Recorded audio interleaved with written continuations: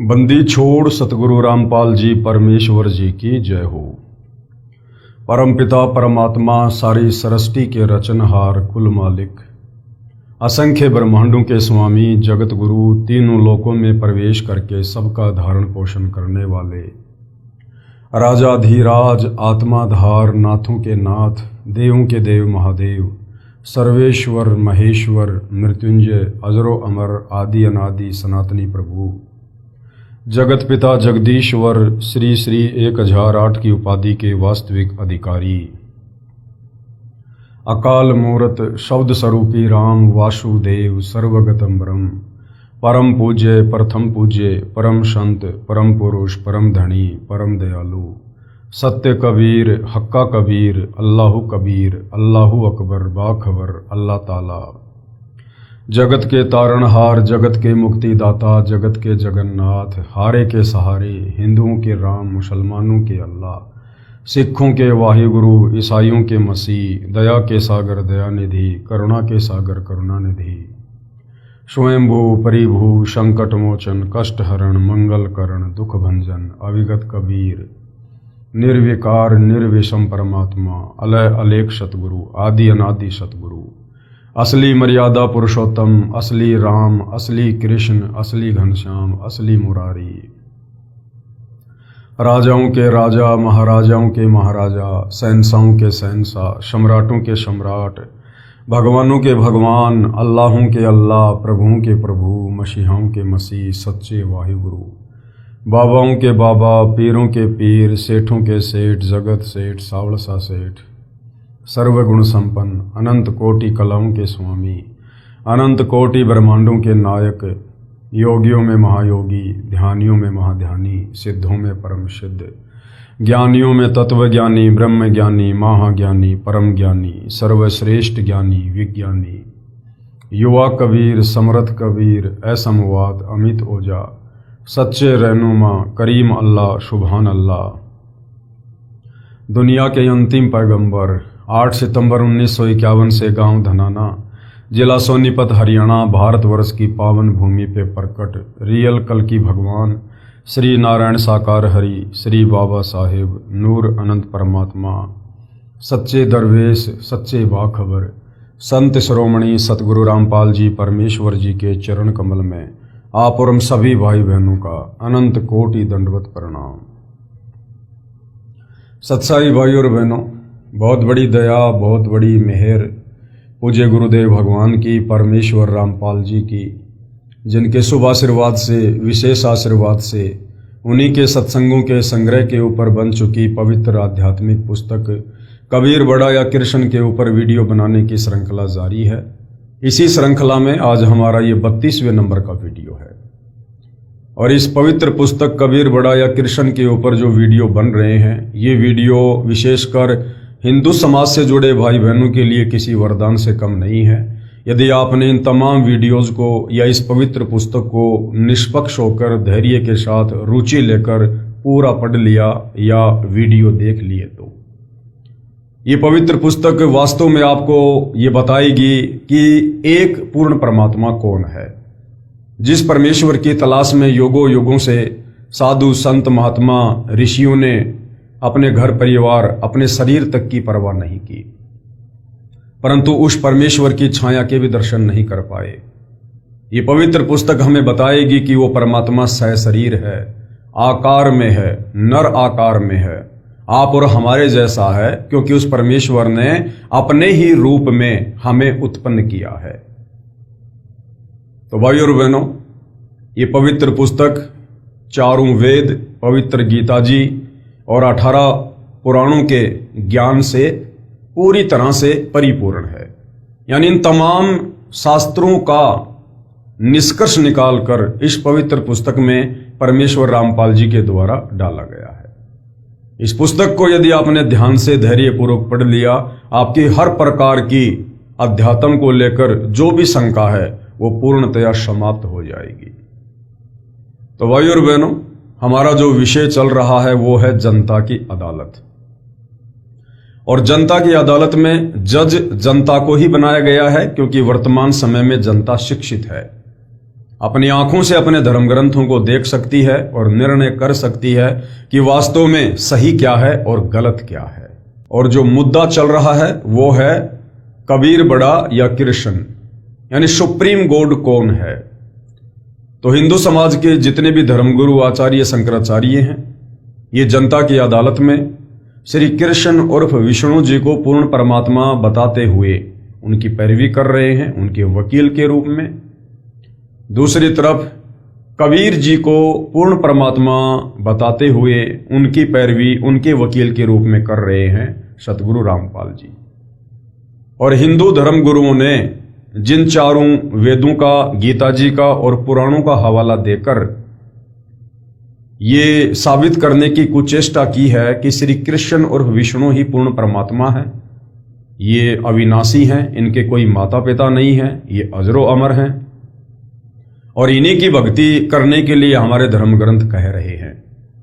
इन तमाम बातों का कबीर जी के वकील सतगुरु रामपाल जी ने उन्हीं हिंदू धर्म ग्रंथों के अंदर से दिखाकर जनता की अदालत में ये पूर्णतया साबित कर दिया कि ये तमाम हिंदू धर्म गुरु झूठ बोल रहे हैं, इन्हें अपने ही धर्मशास्त्रों का ज्ञान नहीं है। ये श्री कृष्ण उर्फ विष्णु को पूर्ण परमात्मा बता रहे हैं, जबकि गीता जी कह रही है कि श्री कृष्ण उर्फ विष्णु ये नाशवान भगवान है, इसका जन्म होता है, इसकी मृत्यु होती है। इनकी माता का नाम दुर्गा है, इनके पिता का नाम काल ब्रह्म ज्योति निरंजन है। और ये तीनों देवता ब्रह्मा विष्णु महेश ये आपस में सगे भाई हैं। ब्रह्मा सबसे बड़ा है, विष्णु बीच वाला है, सबसे छोटा शंकर है। और इन तीनों का जन्म होता है और मृत्यु होती है। ये अविनाशी नहीं है और इनकी भक्ति करने से जीव की मुक्ति नहीं हो सकती। ये बेचारे खुद मुक्ति प्राप्त करने की तलाश में भटक रहे हैं।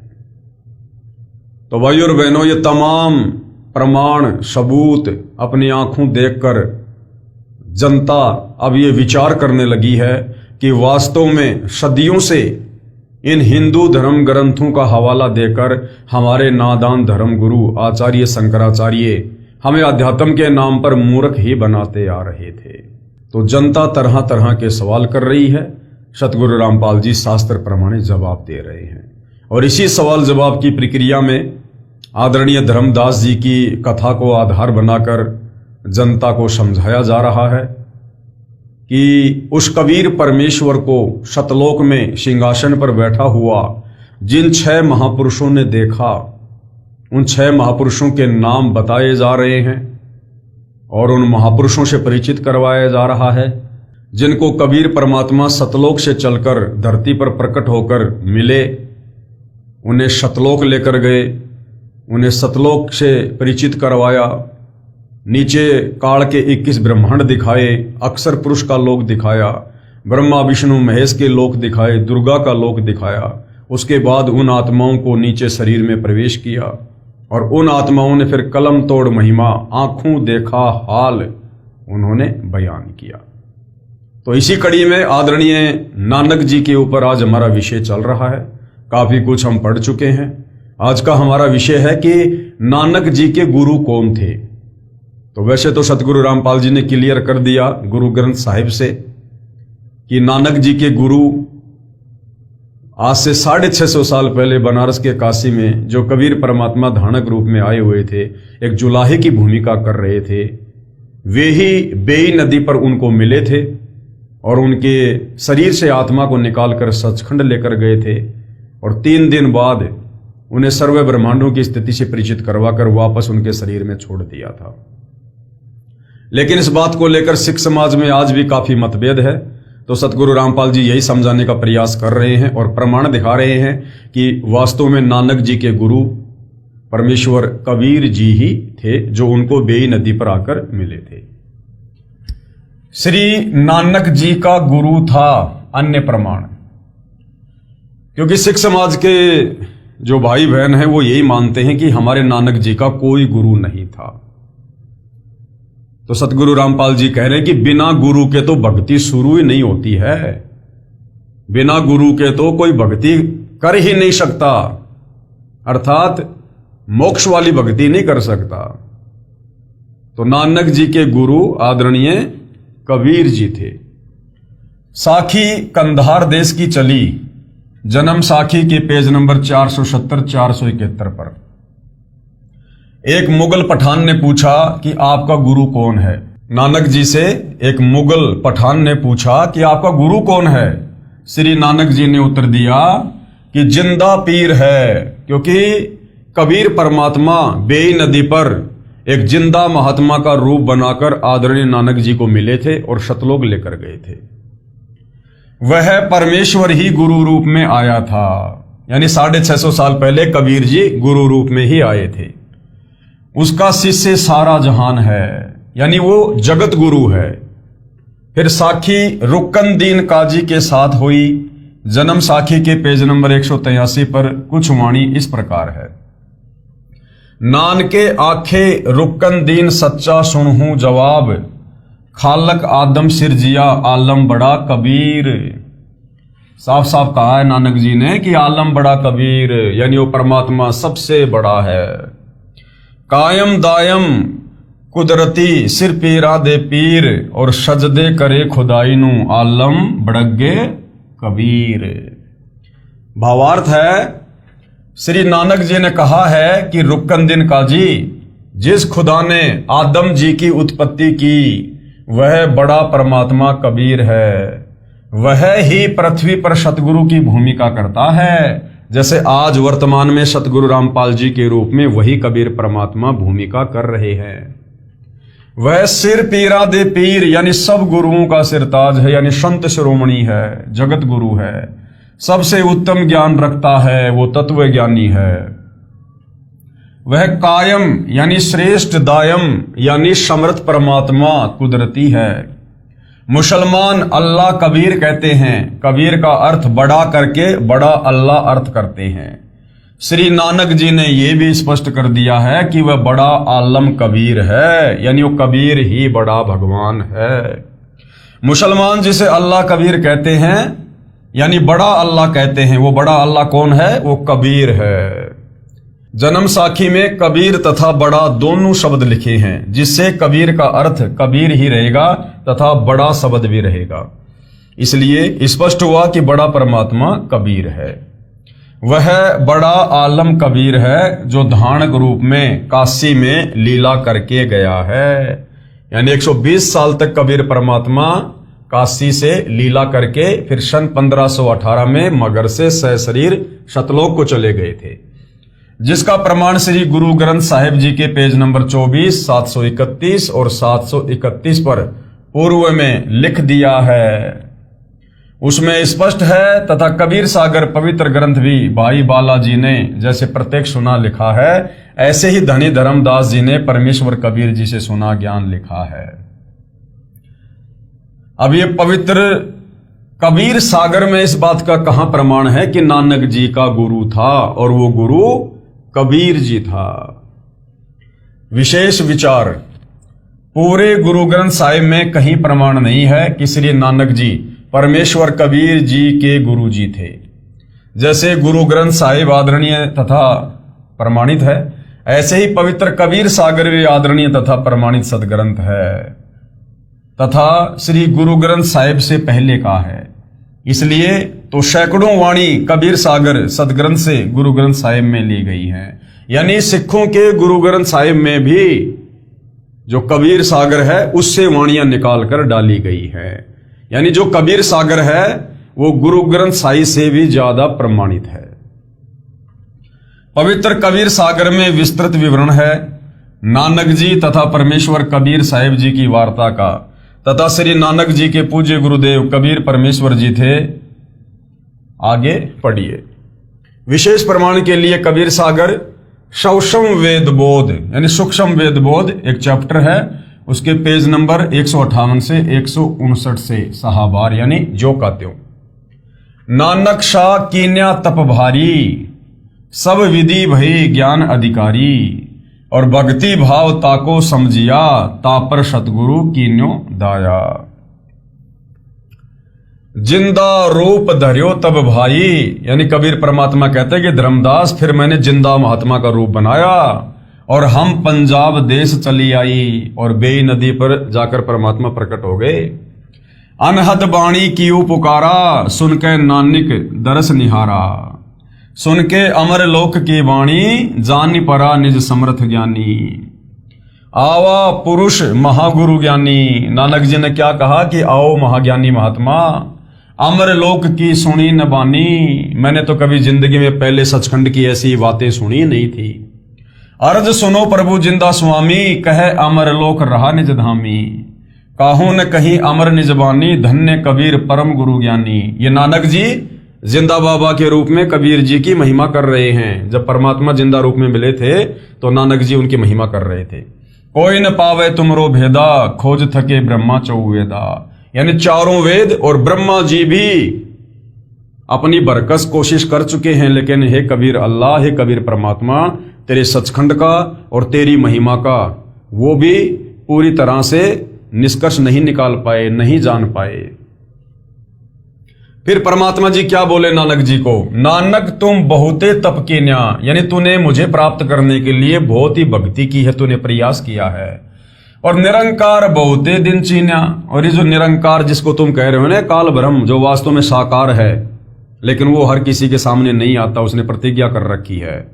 तूने उस निरंकार की, उस काल की, ब्रह्म की तूने बहुत साधना की है। निरंकार ते पुरुष निनारा, इस काल ब्रह्म से वो कबीर परमात्मा न्यारा है, अलग है। अजर दीप ताकि टकसारा, और कहां रहता है वो अजर दीप, यानी सतलोक में। पुरुष बिछो भयो तब जबते, यानी जब से नानक जी तुम उस परमात्मा से बिछुड़े हो, यानी परमात्मा अपने आप को छुपा रहे थे जबकि खुद ही परमात्मा थे कबीर जी। तो कह रहे हैं कि जब से नानक जी तुम परमात्मा जी से बिछड़े हो, यानी तुम सतलोक से आए हो, काल कठिन मग रोक्यो तबते, इस काल ने वापस जाने का रास्ता रोक रखा है। इत तब सरिस भक्ति नहीं हुई, क्योंकि परम पुरुष ने भेटो कोई। जबते हमते बिछुड़े भाई, यानी जब से तुम सतलोक से हमारे से बिछुड़ के आए हो, 60,000 जन्म भगत तुम पाई। तुमने 60,000 मनुष्य जन्म तो बहुत ही अच्छी आत्मा के प्राप्त किए। धर धर जन्म भक्ति भल कीन्या, फिर काल चक्र निरंजन दीन्या, यानी हर बार काल के चक्कर में रहे भक्ति करते करते भी। गहूं मम शब्द तो उतरो पारा, अगर मेरे शब्द के ऊपर विश्वास करोगे, मेरा सतनाम लोगे, तो तुम भवसागर से पार हो सकते हो। और बिन शत शब्द लह यम द्वारा, तुम बड़ भगत भवसागर आवा, और जीव की कौन चलावा। निरंकार सब सृष्टि भुलावा, तुम करी भक्ति लोटी क्यों आवा। अगर ये निरंकार, ये तेरा ज्योति निरंजन, ये अगर पूर्ण परमात्मा है, तो तुम तो बार बार हर जन्म में इसी की भक्ति कर रहे हो, फिर वापस बार बार ये जन्म क्यों ले रहे हो, जन्म और मरण में लग 84 में क्यों जा रहे हो। फिर नानक जी क्या बोले, धन्य पुरुष तुम ये पद बाकी। हे परमेश्वर, आपका कोटि कोटि धन्यवाद जो आपने मुझे ऐसा अनमोल ज्ञान बताया। ये पद हमसे गुप्त कह राखी, जबलो हम तुमको नहीं पावा, अगम अपार भरम फैलावा। कहो गोसाई हमते ज्ञाना, परम पुरुष हम तुमको जाना। धनी जिंदा प्रभु पुरुष पुराना, बिरले जन तुमको पहचाना। नानक जी कहते हैं कोई बिरले आत्मा होती है जो आपको गुरु रूप में पहचान पाती है। भये दयाल पुरुष गुरु ज्ञानी, दियो पान परवाना बानी।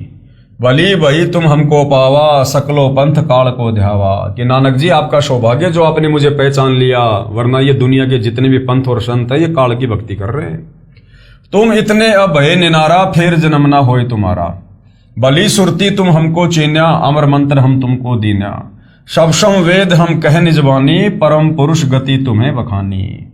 फिर नानक जी क्या बोले, धन्य पुरुष ज्ञानी करतारा, जीव काज प्रकटे संसारा।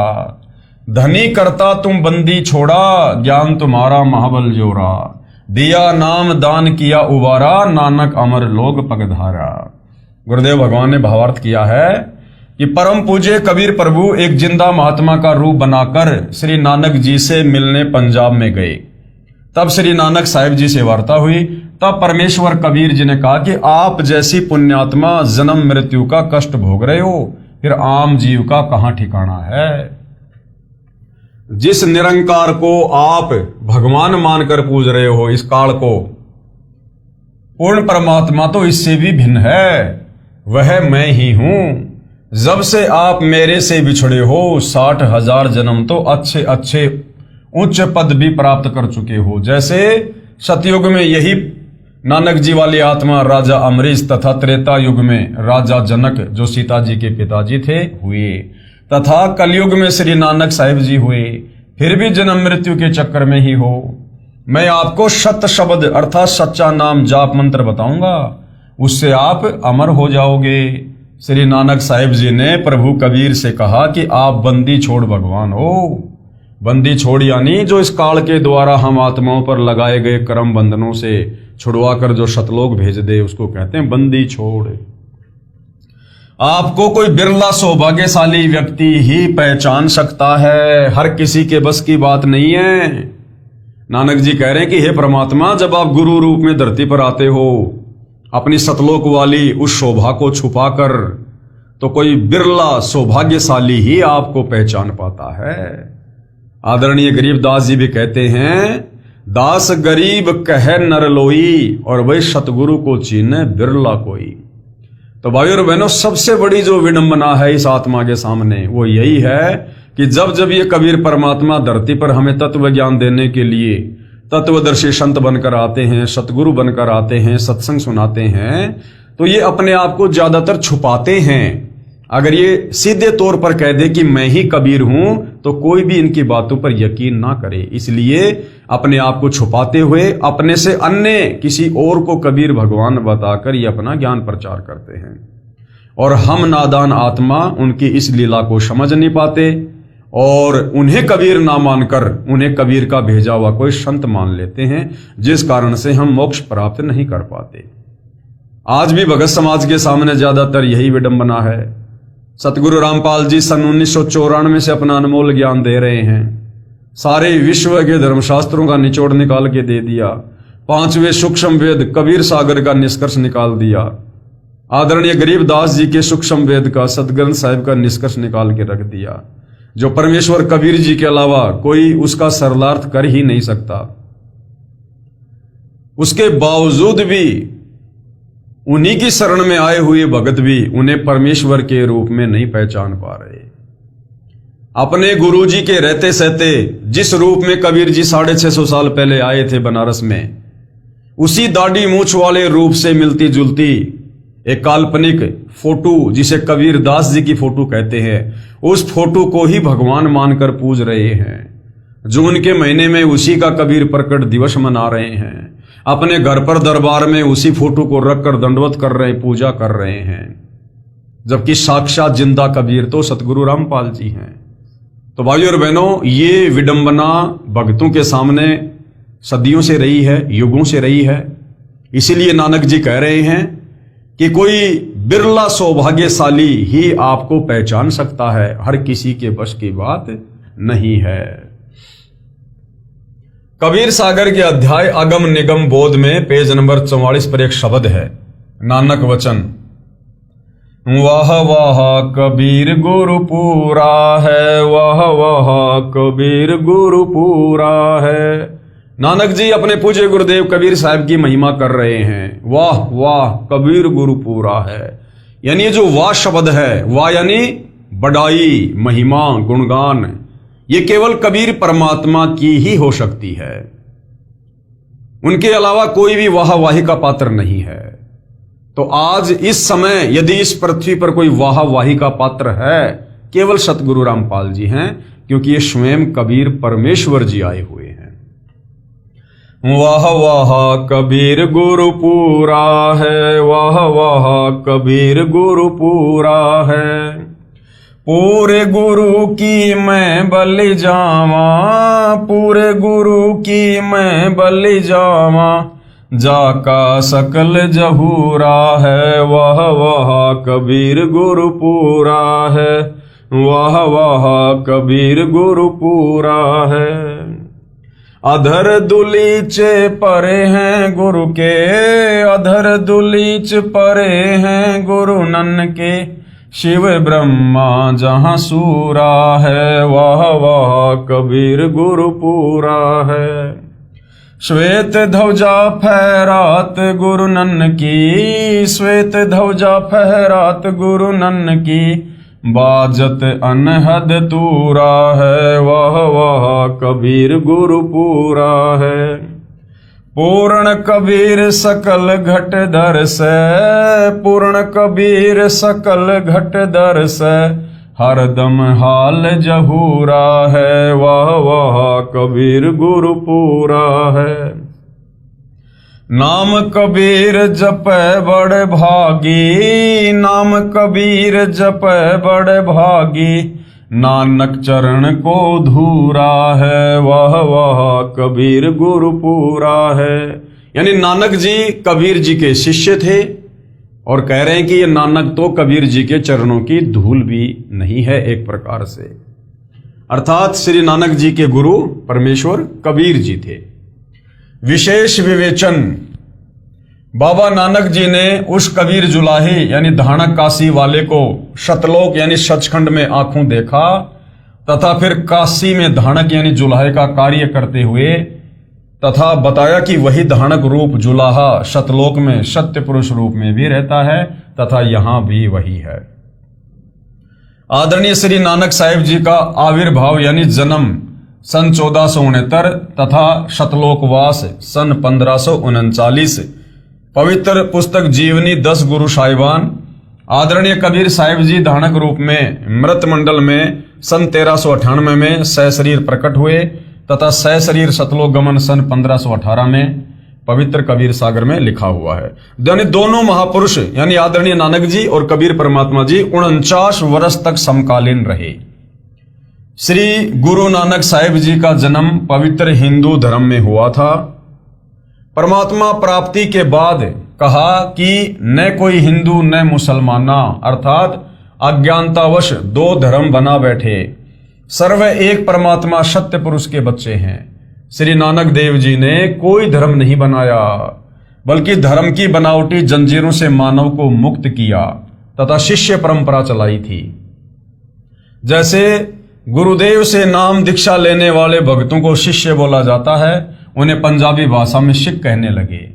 जैसे आज इस दास के लाखों शिष्य हैं, परंतु ये धर्म नहीं है, सर्व पवित्र धर्मों की पुण्यात्माएं आत्म कल्याण करवा रही हैं। यदि आने वाले समय में कोई धर्म बना बैठे तो वह दुर्भाग्य ही होगा। भेदभाव तथा संघर्ष की नई दीवार ही बनेगी, परंतु लाभ कुछ नहीं होगा। यानी सिख कोई धर्म नहीं है। ना नानक जी ने कोई सिख धर्म बनाया था। नानक जी ने केवल अपना ज्ञान दिया जो कबीर परमात्मा से उन्होंने प्राप्त किया, और उनसे जो उपदेश प्राप्त करता था पंजाबी भाषा में उनको सिख कहते हैं।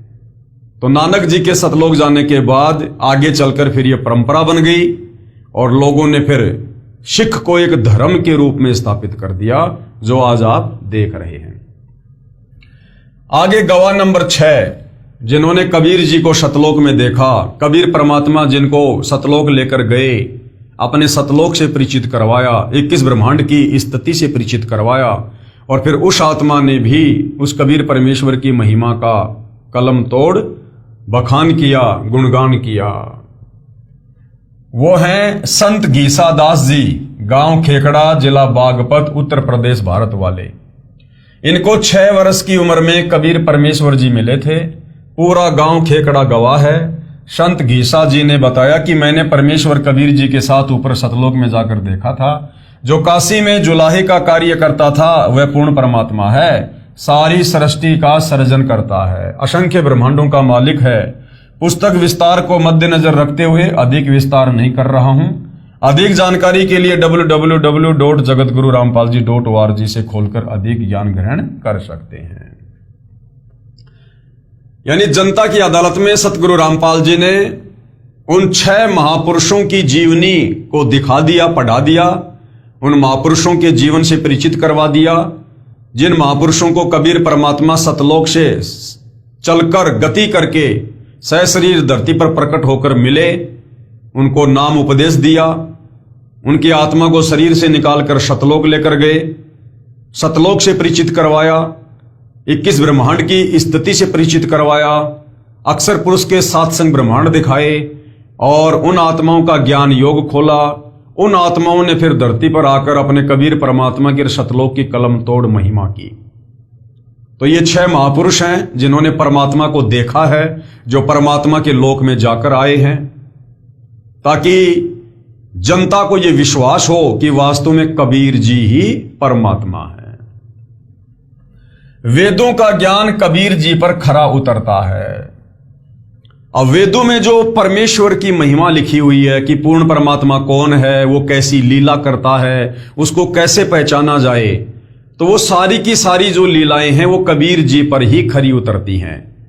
वेदों में परमेश्वर की जो पहचान है वो ना श्री राम पर खरी उतरती है, ना श्री कृष्ण पर, ना ब्रह्मा विष्णु महेश पर, ना दुर्गा और इस काल ब्रह्म पर। केवल कबीर जी पर ही खरी खरी उतरती हैं। और वेदों को पूरा विश्व सत्य मानता है, इसमें कोई संशय नहीं है। हिंदू धर्म के व्यक्ति चारों वेदों ऋग्वेद, यजुर्वेद, सामवेद तथा अथर्ववेद के ज्ञान को सत्य मानते हैं। वेदों में परमेश्वर की महिमा बताई है, परमेश्वर की पहचान भी बताई है।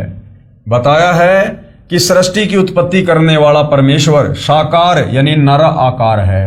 नराकार यानी नर आकार, नर यानी मनुष्य। एक होता है निराकार, निराकार का मतलब होता है जो दिखाई ना दे, और एक होता है नराकार यानी मनुष्य जैसा आकार में साकार। और आसमान में बने लोक सतलोक यानी रित धाम में निवास करता है, वो ऊपर सचखंड में रहता है। और वहां से सशरीर चलकर पृथ्वी आदि लोक लोकांतरों में आता है। सतलोक में परमेश्वर के शरीर का तेज असंख्य सूर्यों के तेज यानी प्रकाश से भी अधिक है। यदि उसी तेजोमय शरीर में यहां आए तो सबकी आंखें बंद हो जाएं, कोई भी नहीं देख सकेगा। इसलिए परमेश्वर अपने शरीर को सरल करके यानी हल्के तेज पुंज का करके पृथ्वी आदि लोकों में आता है, ताकि हम उनके दर्शन कर सकें, हम उनके ज्ञान को समझ सकें, हम उनके शरण में आ सकें। यदि वो परमात्मा अपने वास्तविक तेजोमय शरीर में धरती पर प्रकट हो जाए तो यहां कोई उन्हें देख भी नहीं सकता। भाई और बहनों, हम यहां पर भूत प्रेतों को नहीं देख सकते जिनका सूक्ष्म शरीर होता है, और भगवान का तो उनसे भी अरबों खरबों गुना ज्यादा सूक्ष्म शरीर है, फिर भला हम कैसे देख सकते हैं।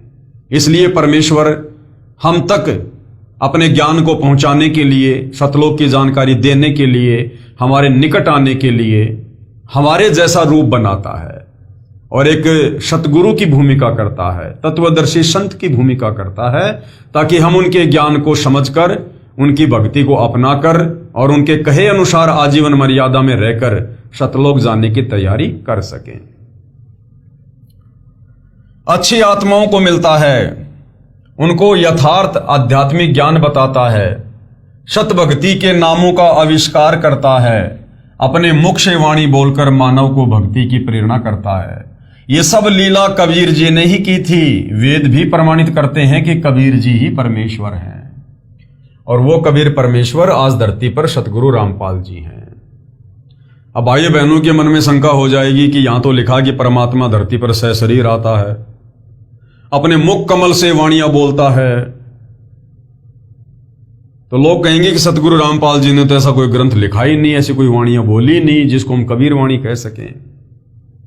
अगर आज सतगुरु रामपाल जी 2-3 हजार पेज का कोई ग्रंथ लिखते, अगर उसमें वो अपनी वाणियां डालते, तो कौन यकीन करता? कोई यकीन नहीं करता। सब ये कहते मनमुखी रूप से लिख दी है, कौन से शास्त्र से हैं ये वाणियां, ऐसे तो कोई भी लिख देगा, कोई भी भगवान बन जाएगा। इसलिए सतगुरु रामपाल जी ही 650 साल पहले कबीर रूप में आए थे, और उन्होंने धर्मदास जी के माध्यम से कबीर सागर लिखवाया था।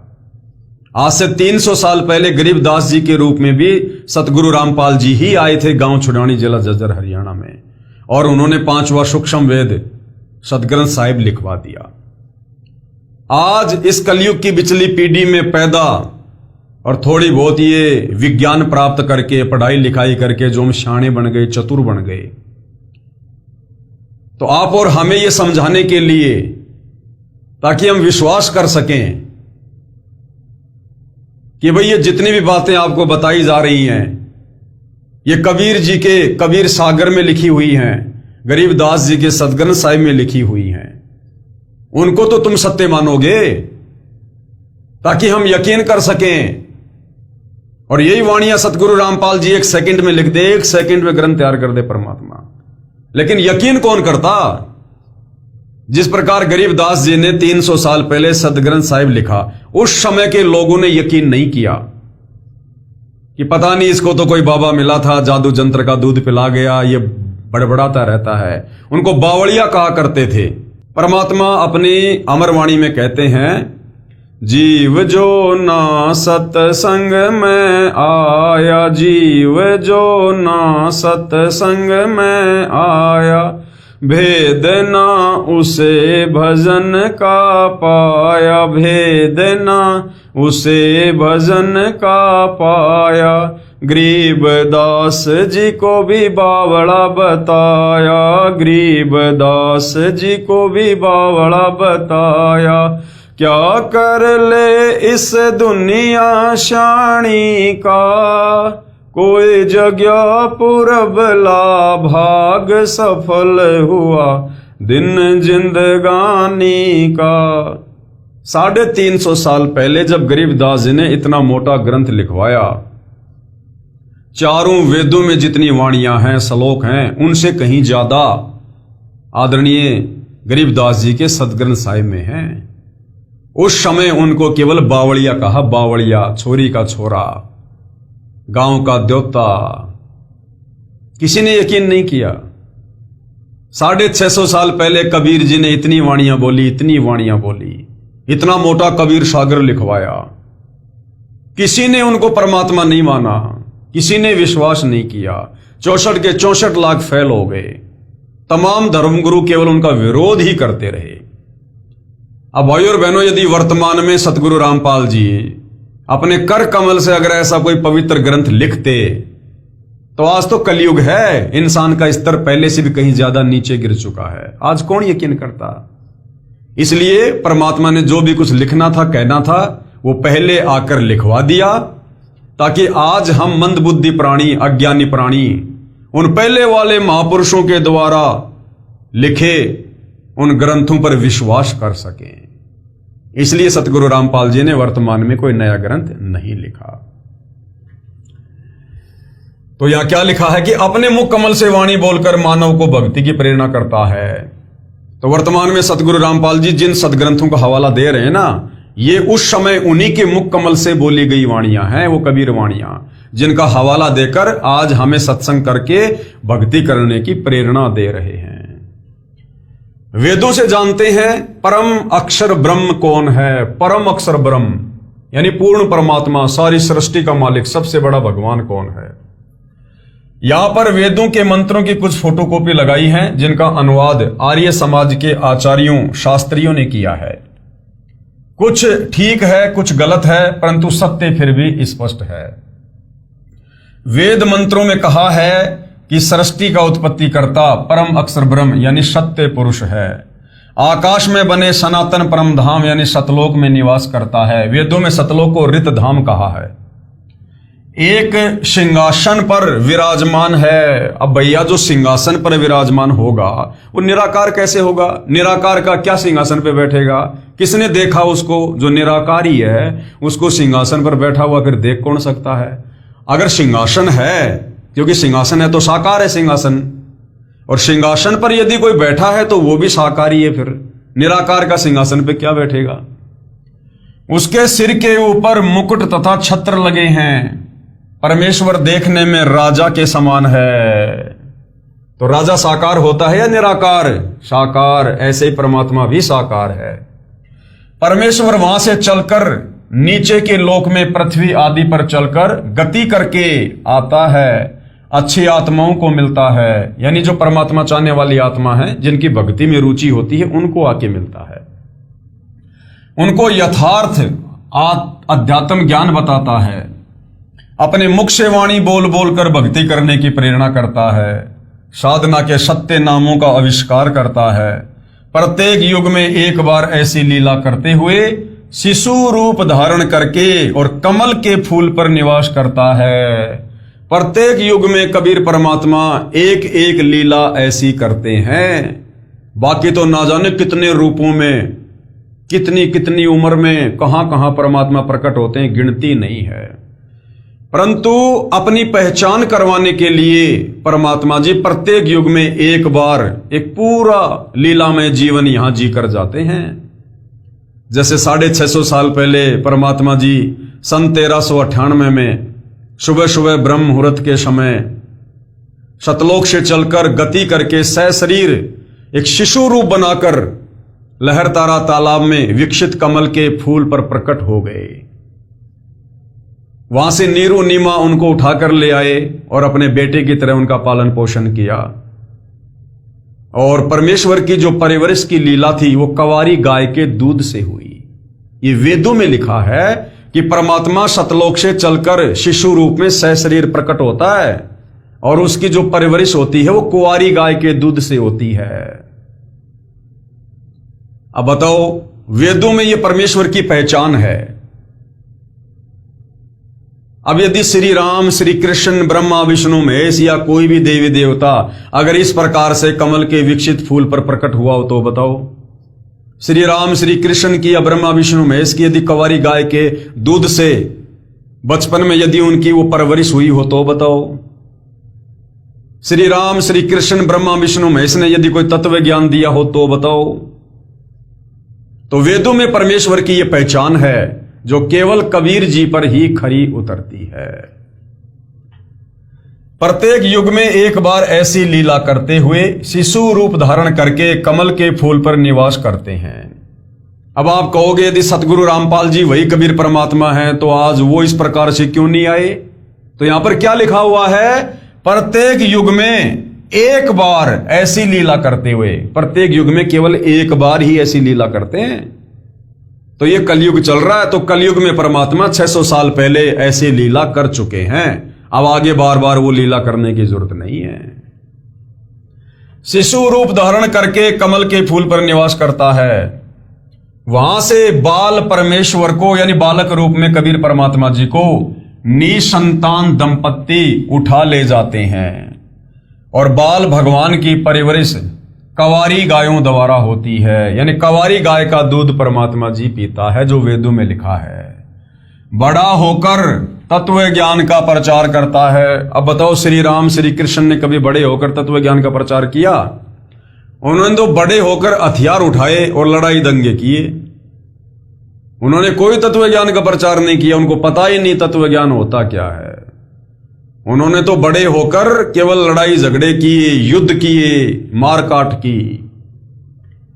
अपने मुख कमल से वाणी उच्चारण करता है। दोहों, चौपाइयों, शब्दों के माध्यम से अपनी जानकारी की वाणी उच्चारण करता है।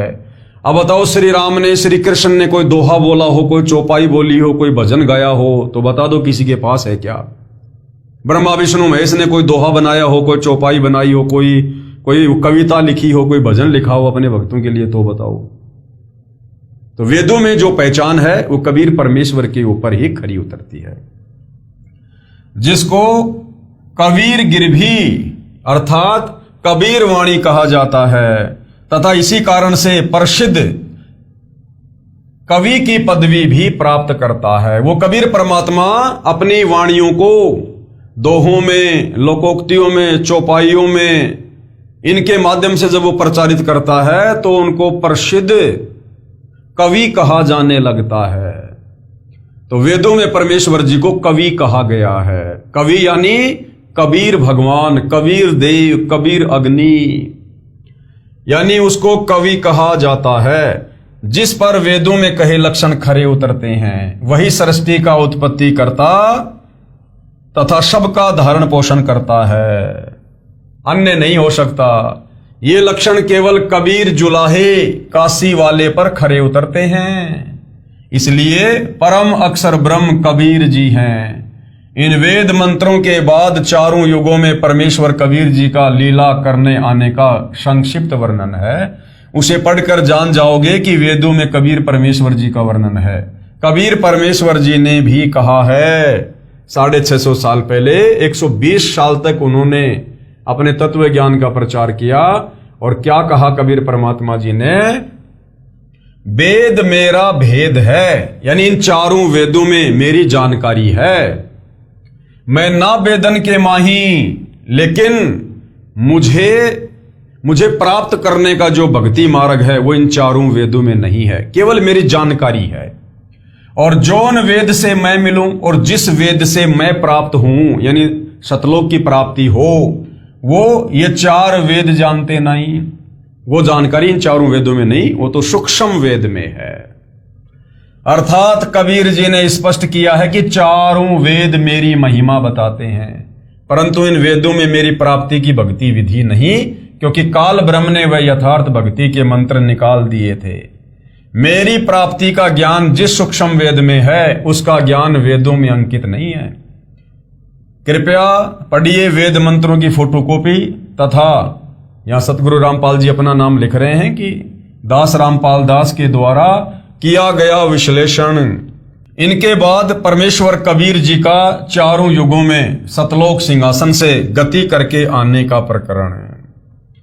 तो देखिएगा भाई और बहनों, अपनी आंखों से देखिए फोटोकॉपी वेद मंत्रों की। ऋग्वेद मंडल 9 सूक्त 86 मंत्र 26 और 27 कबीर परमेश्वर जी के विषय में क्या कह रहा है, ये मंत्र आप जियों के सामने है, देख सकते हैं, पढ़ सकते हैं।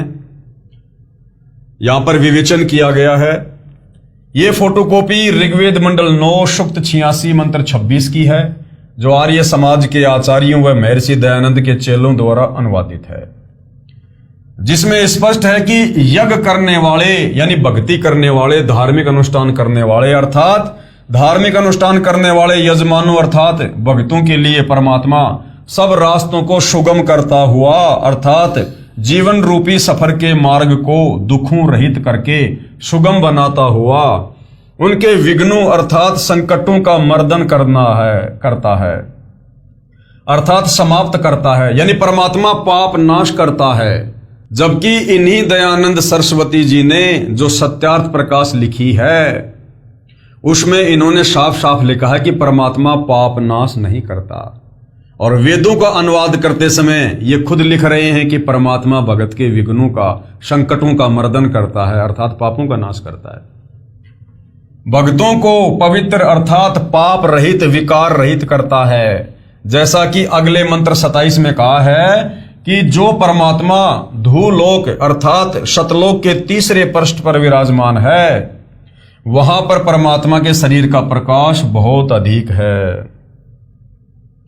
उदाहरण के लिए परमात्मा के एक रोम यानी शरीर के बाल का प्रकाश करोड़ सूर्य तथा इतने ही चंद्रमाओं के मिले जुले प्रकाश से भी अधिक है।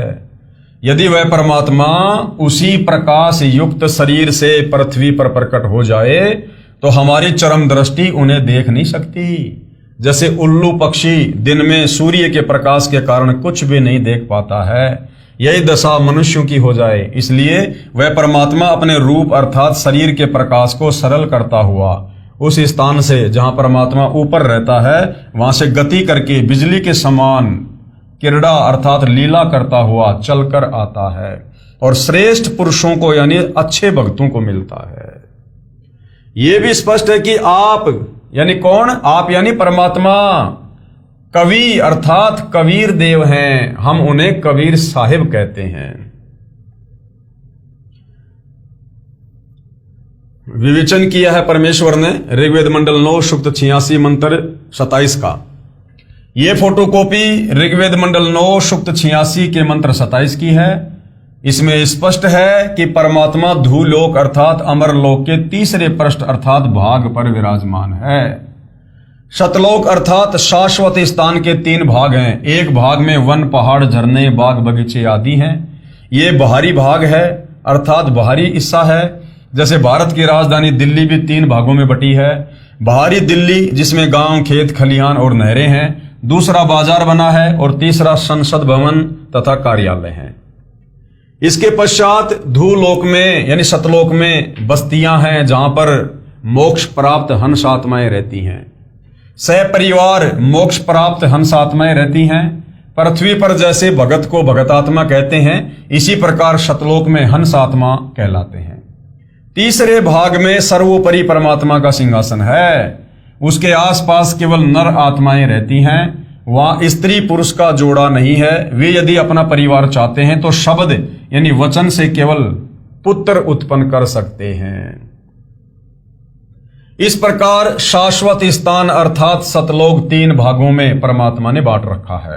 वहां यानी सतलोक में प्रत्येक स्थान पर रहने वालों में वृद्ध अवस्था नहीं है, यानी वहां बुढ़ापा नहीं है, वहां मृत्यु नहीं है। इसलिए गीता अध्याय 7 श्लोक 29 में कहा है कि जो जरा यानी बुढ़ापा अर्थात वृद्ध अवस्था तथा मरण अर्थात मृत्यु से छूटने का प्रयत्न करते हैं, वे तत् ब्रह्म अर्थात परम अक्षर ब्रह्म को जानते हैं। सतलोक में सत्य पुरुष रहता है, वहां पर जरा मरण नहीं है, बच्चे युवा होकर सदा युवा ही रहते हैं। प्रमाण ऋग्वेद मंडल 9 सूक्त 82 मंत्र 1 और 2 आप जियों के सामने है, देख सकते हैं। और अब नीचे इसका विवेचन किया जाएगा परमेश्वर रामपाल जी के द्वारा। विवेचन, ऊपर ऋग्वेद मंडल 9 सूक्त 82 मंत्र 1 और 2 की फोटोकॉपी है। ये अनुवाद महर्षि दयानंद जी के दिशा निर्देश से उन्हीं के चेलों ने किया है और सार्वदेशिक आर्य प्रतिनिधि सभा दिल्ली से प्रकाशित है। यानी कोई ये ना सोचे कि भाई सतगुरु रामपाल जी ने अपनी तरफ से लिख दिया होगा, हमें मूर्ख बना रहे होंगे। जिनको हम वेदों का प्रकांड विद्वान समझा करते थे, तत्व ज्ञान ना होने के चलते उन्हीं महर्षि दयानंद के चेलों द्वारा ये अनुवाद किया गया है। इसमें स्पष्ट है कि मंत्र 1 में कहा है सर्व यानी सबकी उत्पत्ति करने वाला, जितने भी आत्माएं सृष्टि में हैं, ब्रह्मा विष्णु महेश भी आत्मा है, काल ब्रह्म और दुर्गा भी आत्मा है, अक्षर पुरुष भी हैं। सतलोक में हमारे जो 16 जो बड़े भाई हैं वो भी आत्मा ही हैं। एक परमात्मा कबीर जी को छोड़कर बाकी सब जीव हैं, आत्मा हैं। तो सबकी उत्पत्ति करने वाला परमात्मा तेजो में शरीर युक्त है, पापों को नाश करने वाला और सुखों की वर्षा करने वाला अर्थात सुखों की झड़ी लगाने वाला है। वह ऊपर सतलोक में सिंहासन पर बैठा है जो देखने में राजा के समान है, अर्थात साकार है, भगवान दिखाई देता है। लेकिन तत्व ज्ञान के अभाव में हमारे नादान धर्म गुरु सदियों से हमें वो भक्ति विधि नहीं बता पाए जिस भक्ति विधि को अपनाकर हम परमात्मा के दर्शन कर सकते थे। वो भक्ति विधि ना होने से आत्माओं ने ये प्रयास तो बहुत किया, चारों वेदों को पढ़ा और निष्कर्ष निकाल लिया कि ये जो ओम मंत्र है ये पूर्ण परमात्मा का है, जबकि वो ओम मंत्र इस काल ब्रह्म का है। और उन आत्माओं ने जी जान से ओम मंत्र की साधना की और तप किए परमात्मा की प्राप्ति के लिए, उनको देखने के लिए, दर्शन करने के लिए। लेकिन उनको तत्व ज्ञान नहीं था, जिस कारण से वो सृष्टि रचना से अपरिचित थे और उन्हें इस बात का नहीं पता था कि ओम मंत्र जिस काल ब्रह्म का है उसने सौगंध खा रखी है कि मैं किसी भी प्रकार के जप से, तप से, दान से, धर्म से, अनुष्ठान से मैं किसी को भी अपने वास्तविक ब्रह्म रूप में, काल रूप में दर्शन नहीं दूंगा। और इतने प्रयासों के बाद जब उसके दर्शन नहीं हुए तो अंत में हमारे उन्हें साधु संत महात्मा ऋषियों ने अपना अनुभव समाज के सामने रख दिया कि परमात्मा तो निराकार है। और ये काल उनको भ्रमित करने के लिए जो है ज्योत के दर्शन करवा दिया करता था। तो उन महात्माओं ने सोच लिया कि ये जो झिलमिल झिलमिल जो ये ज्योतियां चमकती हैं, हम जब ध्यान लगाते हैं तो ये जो हजारों जो ज्योतियां दिखाई देती हैं, बस यही उस ब्रह्म का रूप है। और वही आधा अधूरा ज्ञान, शास्त्र विरुद्ध ज्ञान उन महात्माओं ने अपने द्वारा लिखी अनुभव की पुस्तकों में लिख दिया, जिनको पुराणों की संज्ञा दी जाती है। और आम आदमी ने यह विश्वास कर लिया कि इनसे बड़ा ज्ञानी और कौन हो सकता है, इन्होंने तो वेद पढ़े हैं, ये जो बता रहे हैं सही बता रहे होंगे। इस आधार से भाई और बहनों परमात्मा को सर्व समाज ने निराकार मान लिया।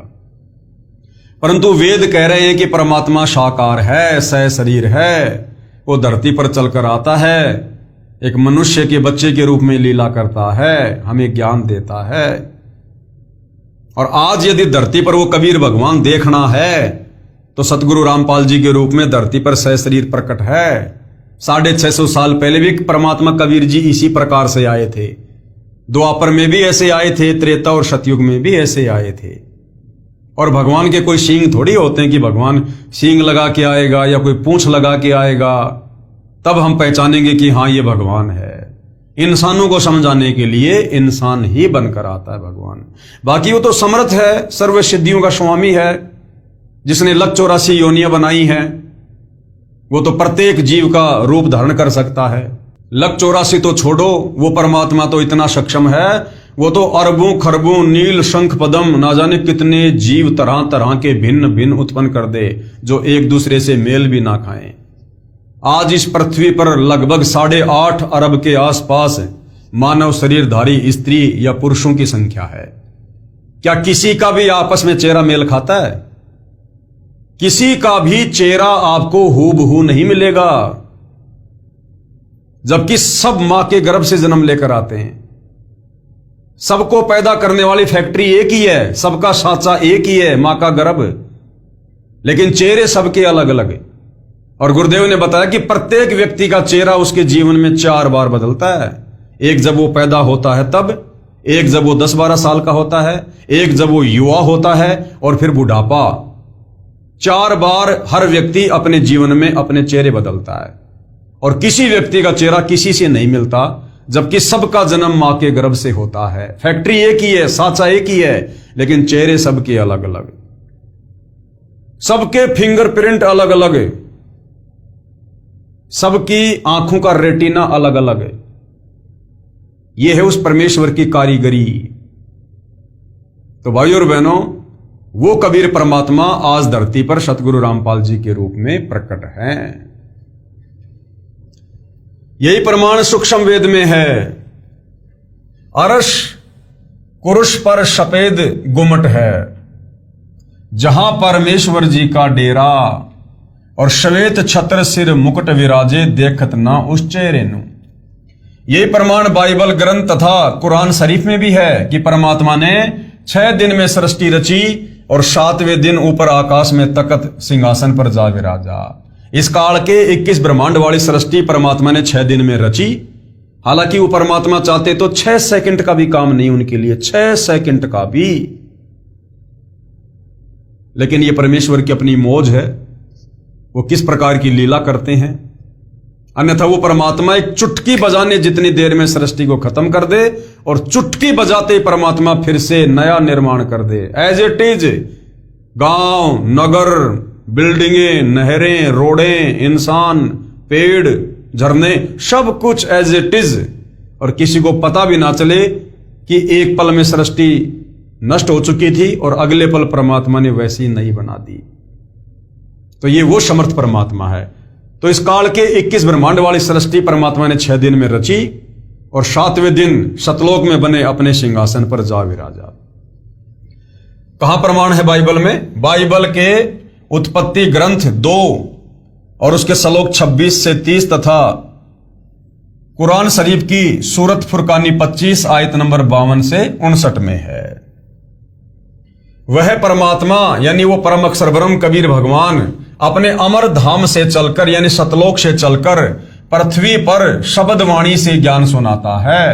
वह वर्णीय अर्थात आदरणीय श्रेष्ठ व्यक्तियों को प्राप्त होता है, उनको मिलता है। जैसे संत धर्मदास जी बांधवगढ़ मध्य प्रदेश वाले को मिले, संत मलुकदास जी को मिले, संत दादू जी को मिले, आमेर राजस्थान में मिले, संत नानक देव जी को मिले, संत गरीबदास जी गांव छुडानी जिला झज्जर हरियाणा वाले को मिले, संत गीसा दास जी गांव खेकड़ा जिला बागपत उत्तर प्रदेश वाले को मिले, संत जम्बेश्वर जी विष्णोई धर्म के जो प्रवर्तक हैं राजस्थान में, उनको गांव समराथल राजस्थान वाले को मिले। वह परमात्मा अच्छी आत्माओं को मिलते हैं, जो परमात्मा के दृढ़ भगत होते हैं, उन पर परमात्मा का विशेष आकर्षण होता है। उदाहरण भी बताया है कि जैसे विद्युत अर्थात जो आकाशीय जो बिजली होती है, आकाशीय बिजली शनै वाले स्थानों को आधार बनाकर गिरती है। जैसे काशी धातु पर बिजली गिरती है।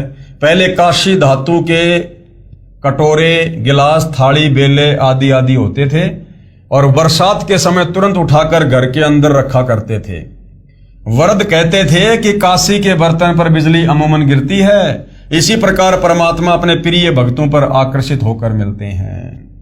मंत्र नंबर 2 में तो यह भी स्पष्ट किया है कि परमात्मा उन अच्छी आत्माओं को उपदेश करने की इच्छा से, यानी उनको ज्ञान समझाने की इच्छा से, नाम दीक्षा देने की इच्छा से स्वयं महापुरुषों को मिलते हैं।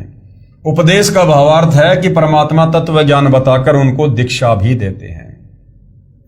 उनके सतगुरु भी स्वयं परमात्मा होते हैं, यह भी स्पष्ट किया है। कि परमात्मा अत्यंत गतिशील पदार्थ अर्थात बिजली के समान तीव्रगामी होकर हमारे धार्मिक अनुष्ठानों में आप पहुंचते हैं।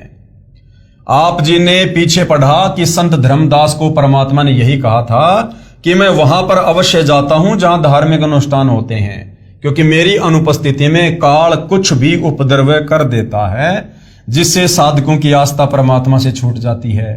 मेरे रहते वह ऐसी गड़बड़ नहीं कर सकता। इसलिए गीता अध्याय 3 श्लोक 15 में कहा है कि वह अविनाशी परमात्मा जिसने ब्रह्म को भी उत्पन्न किया यानी काल को भी उत्पन्न किया, सदा ही यज्ञों में प्रतिष्ठित है, अर्थात धार्मिक अनुष्ठानों में उसी को इष्ट रूप में मानकर आरती स्तुति करनी चाहिए। तो भाई धार्मिक अनुष्ठानों में जिनको इष्ट मानकर पूजा करनी चाहिए, आज वे महापुरुष सतगुरु रामपाल जी हैं।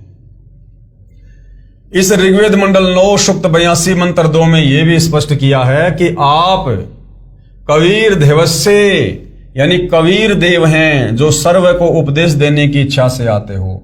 आप पवित्र परमात्मा हैं, हमारे पापों को छुड़वाकर अर्थात नाश करके हे अमर परमात्मा आप हमको सुख दें और धूतम वशान निर्निजम परियेशी यानी हम आपकी संतान हैं, यानी हम सब कबीर भगवान के वचन से उत्पन्न हैं। हमारे प्रति वह वात्सल्य वाला प्रेम भाव उत्पन्न करते हुए उसी निर्निजम अर्थात सुंदर रूप को परियासी यानी उत्पन्न करें, अर्थात हमारे को अपने बच्चे जानकर जैसे पहले और जब चाहें तब आप अपनी प्यारी आत्माओं को प्रकट होकर मिलते हैं, उसी तरह हमें भी दर्शन दो। तो भाइयों और बहनों, आज हमें साक्षात दर्शन देने के लिए सतलोक से चलकर वो कबीर भगवान सतगुरु रामपाल जी के रूप में धरती पर प्रकट हैं। अगर किसी को भगवान देखना है तो सतगुरु रामपाल जी के दर्शन कर लीजिए। प्रमाण ऋग्वेद मंडल 9 सूक्त 96 मंत्र 16 से 20, ये मंत्र आप जियों के सामने है, देखिएगा। ऋग्वेद मंडल 9 सूक्त 96 के मंत्र 16 में कहा कि हे परमात्मन आप अपने श्रेष्ठ गुप्त नाम का ज्ञान करवाइए कि आपका वास्तविक नाम क्या है। उस नाम को मंत्र 17 में बताया है कि वह कवि यानी कबीर देव है। मंत्र 17 की केवल हिंदी, शिशुम जज्ञानम हरियंतम, परमेश्वर जानबूझकर तत्व ज्ञान बताने के उद्देश्य से शिशु रूप में प्रकट होता है। उनके ज्ञान को सुनकर मरुतो गणेन यानी भक्तों का बहुत बड़ा समूह उस परमात्मा का अनुयायी बन जाता है, जैसे आज सतगुरु रामपाल जी के फॉलोवर हैं। मर्जंती शुभंती वहीने, वह ज्ञान बुद्धिजीवी लोगों को समझ में आता है, सबको समझ में नहीं आता तत्व ज्ञान। उनसे दीक्षा भी ले लेंगे, उनके भगत भी बन जाएंगे, लेकिन वो ज्ञान केवल बुद्धिजीवी लोगों को ही समझ में आता है, हर किसी भगत को समझ में नहीं आता। वे उस परमेश्वर की स्तुति भक्ति तत्व ज्ञान के आधार से करते हैं, यानी गुरु को ही परमात्मा मानकर उनको भोग लगाना, उनकी आरती उतारना, उन्हें अपना इष्ट मानकर उनकी पूजा करना, वो बुद्धिजीवी भगत करते हैं। वह भक्ति वही ने यानी शीघ्र लाभ देने वाली होती है। वह परमात्मा अपने तत्व ज्ञान को काव्यना यानी कवित्व से अर्थात कवियों की तरह दोहों, शब्दों, लोकोक्तियों, चौपाइयों द्वारा, कबीर गिरवी यानी कबीर वाणी द्वारा अर्थात कबीर वाणी द्वारा, पवित्रम अतिरेभन यानी शुद्ध ज्ञान को ऊंचे स्वर में गरज गरज कर बोलते हैं। जैसे आज सतगुरु रामपाल जी इंटरनेशनल टीवी चैनलों पर गरज गरज कर इस तत्व ज्ञान का प्रचार कर रहे हैं, सर्व धर्म शास्त्रों का निष्कर्ष निकाल कर दिखा रहे हैं कि ब्रह्मा विष्णु महेश को भी तत्व ज्ञान नहीं है। बाकी आचार्य शंकराचार्य पोप पादरी मुल्ला मौलवी तो छोड़ दो, बहुत दूर की बात है। तो इसी प्रकार वो कबीर परमात्मा जब भी धरती पर आता है अपने तत्व ज्ञान का गरज गरज कर प्रचार करता है। वह कवि यानी कवि की तरह आचरण करने वाला कबीर देव संत रूप में प्रकट अमर परमात्मा होता है। आज संत रूप में प्रकट हैं कबीर भगवान सतगुरु रामपाल जी के रूप में। ऋग्वेद मंडल 9 सूक्त 96 मंत्र 17। अब विशेष क्या है, इस मंत्र के मूल पाठ में 2 बार कवि शब्द है। आर्य समाज के अनुवादकर्ताओं ने एक ही कवि का अर्थ नहीं किया है। क्यों नहीं किया? क्योंकि इनकी पोल पट्टी खुल जाती, क्योंकि इस मंत्र में परमात्मा जी ने अपना नाम बताया है, कवि, कबीर देव। विवेचन, यह ऋग्वेद मंडल 9 सुक्त 96 मंत्र 18 की फोटोकॉपी है, जिसका अनुवाद महर्षि दयानंद जी के अनुयायियों ने किया है। सार्वदेशिक आर्य प्रतिनिधि सभा दिल्ली द्वारा अनुवादित है। इस पर विवेचन करते हैं। इसके अनुवाद में भी बहुत सी गलतियां हैं जो आर्य समाज के आचार्यों ने की हैं, क्योंकि उनको तत्व ज्ञान नहीं था। हम संस्कृत भी समझ सकते हैं। विवेचन करता हूं तथा यथार्थ अनुवाद व भावार्थ स्पष्ट करता हूं। मंत्र 17 में कहा है कि ऋषि या संत रूप में प्रकट होकर परमात्मा अमृतवाणी अपने मुख कमल से बोलता है और उस ज्ञान को समझकर अनेकों अनुयायियों का समूह बन जाता है। जो वाणी परमात्मा तत्व ज्ञान की सुनाता है वे ऋषि रूप में प्रकट परमात्मा कृत हजारों वाणियां अर्थात कबीर वाणियां ऋषि स्वभाव वाले भक्तों के लिए आनंददायक होती हैं। कवित्व से दोहों चौपाइयों में वाणी बोलने के कारण वह परमात्मा प्रसिद्ध कवियों में से कवि की भी पदवी प्राप्त करता है। वह अमर परमात्मा सर्व की पालना की इच्छा करता हुआ प्रथम स्थिति में बड़ी पृथ्वी अर्थात ऊपर के लोकों में तीसरे धाम अर्थात सतलोक के तीसरे पृष्ठ पर तेजोमय शरीर युक्त गुम्मज में विराजमान है, वहां बैठा है। यही प्रमाण ऋग्वेद मंडल 9 सुक्त 54 मंत्र 3 में है कि परमात्मा सर्वलोकों के ऊपर के लोक में विराजमान है। एक लोक काल का 21 ब्रह्मांड, दूसरा लोक अक्षर पुरुष का सासंग ब्रह्मांड और तीसरा लोक है शतलोक। और शतलोक में भी 3 भाग हैं। उस तीसरे भाग में परमात्मा विराजमान है सिंहासन पर।